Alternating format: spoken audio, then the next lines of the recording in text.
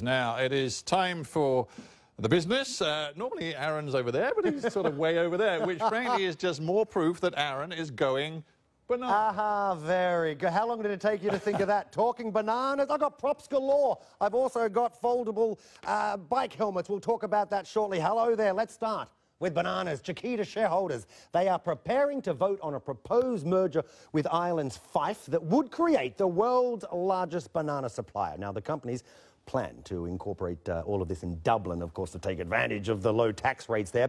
But in a last-minute bid to stop the deals, the Brazilians, yes, the Brazilian companies Chard and Safra came in, raised their takeover offer for Chiquita, I believe, to just over some $680 million. Let's get more, because I want to know how this is going to end. Mike Knowles is editor at Eurofruit. That is the fruit industry publication. There's a publication for everything, Mike, isn't there? Hey, let's start with this, because I'm wondering, you know, earlier this year, we kind of thought this was a Chiquita Fife done deal, and then those naughty Brazilians came in. Where does it stand now? Absolutely. Well, we thought it was all over, but the Brazilians have steadily upped their own bidding for this. Even yesterday at the 11th hour, they upped the bid to $14.50. So they clearly really want Chiquita as a company.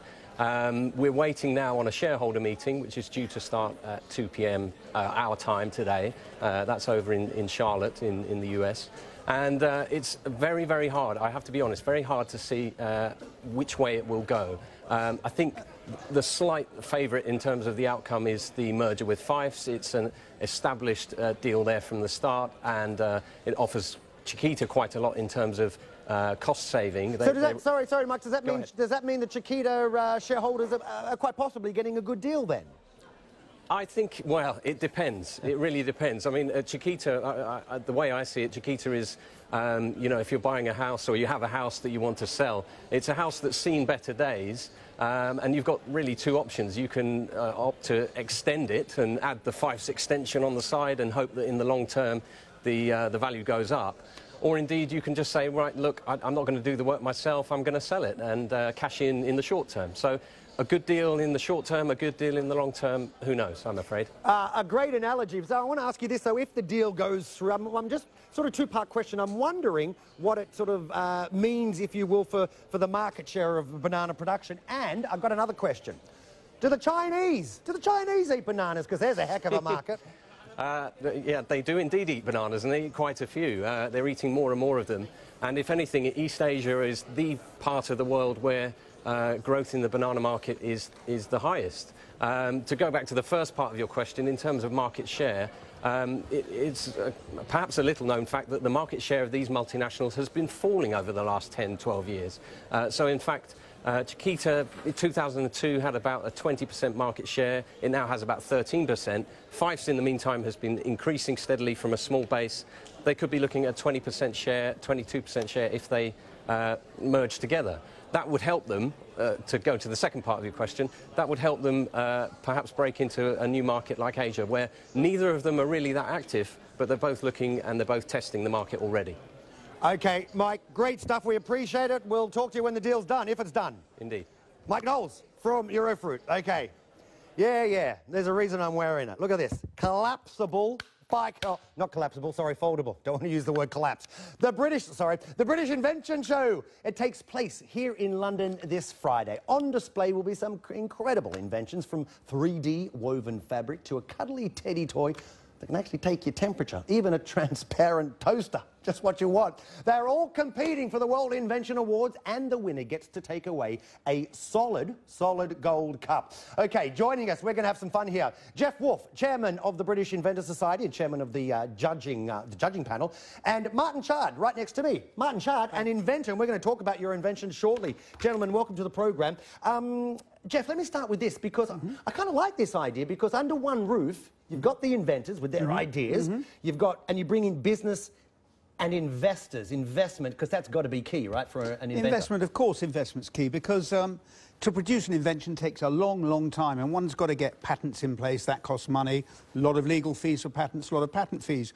One's got to get production fees, design fees, development fees, all sorts of things, and these all take a long time and a lot of money. And unlike opening I don't know, a shop where you're going to get money, or a restaurant where you get money in within a few weeks, when you're doing an invention, it can take years of outflow before there's any inflow. Okay. So it's very tough. Well, let me, Martin, I'm holding up your little baby, right? MarXman, right? We can see that there, MarXman.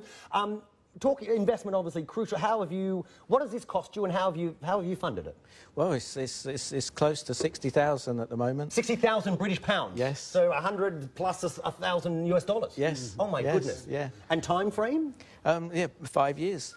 5 years? 5 years since I've started the patent process, yeah. So, yeah, what is that? I mean, this is curious because but you did tell me, so I'm going to tell people at home, you've done this off the back of a mortgage, right? Yes. You remortgaged your house to put this. I had a flexible mortgage, and I've used that flexibility to help me, yeah. So 5, and then you've got to go through a patent process, and that can take years? Yeah, a couple of years for UK granted, UK, and we've just been granted Europe, and we've got other patents pending, yeah. You must have a passion. You must have a solid belief in this product. I want to... So, OK, what this is, because this is a cracking... So, you've got... Can you sort of come here and hold this? Let's say that's a wall. You want to put up a shelf, right? You want to put up a shelf, and you get the shelf, and it comes with the pre-drilled holes, typically, right? Yeah. So you put up the shelf, and the idea is you've then got to mark the wall, right? That's in the hole where you want. OK, I'm just going to stand up. So what you've invented is you put it up, you get your device, you go like that, and look, there it is. There's the mark. And that's cost $100,000+. Yes. Does that dedication, those number of years, and the cost, that must put inventors off? Oh, of course it does. Well, the dedication becomes desperation before you know it, because you start thinking, wow, this is great, I've had a good idea, I'm going to make a lot of money, I'm going to improve the world. Within a few years, that sort of day at a time, you're getting more and more, it's tougher and tougher and tougher. And guys like Martin spend literally, and me actually, spend years of stress and strain in the hope that they're going to hit it, in the hope that it's going to work. But there's a lot... I think an inventor has to be a jack of all trades and a master of quite a lot of them too, because you've got to learn a lot of stuff as you go along about design and production and shipment and delivery and...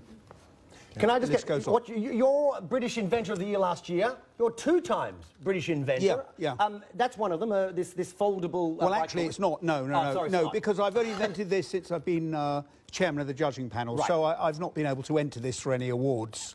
For that obvious reason. I mean, I've won awards overseas at other invention shows, but nothing in. Do we see from these shows? Do we see some of these products? I mean, do some of them end up on shelves all around the world? Of course, yeah. I mean, that's the point. I'm not. I haven't spent years working on this, so that it's going to just end up in some museum or just in the back of my garage. No, I'm hoping, and it looks very likely, that this is going to be taken on by most of the world's major helmet distributors.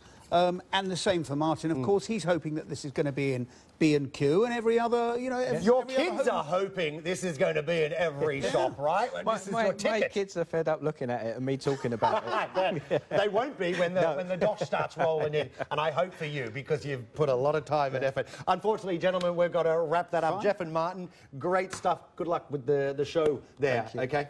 Thanks very much for joining us. OK. There you go. Don't forget, lots going on. What do you think of that? What do you think of some of these inventions? Follow me on Twitter. Tweet me. I'll tweet you right back. You can get me at BBC Aaron. Now, stay with us on BBC World News. Stephen is back in a moment.